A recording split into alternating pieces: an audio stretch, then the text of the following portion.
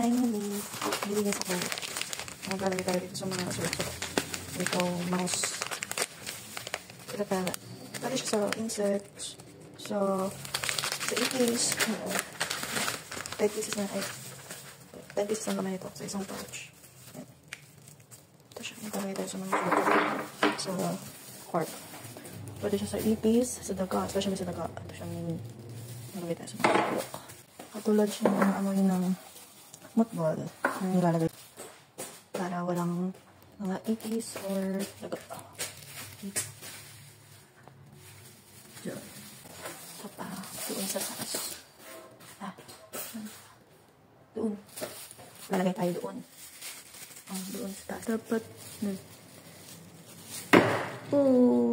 Kasi huwag nyo ito ibibigay o ipapakita sa mga bata. Huwag nyo ito ibibigay sa mga bata o ipapakita. Lalaban nila ito.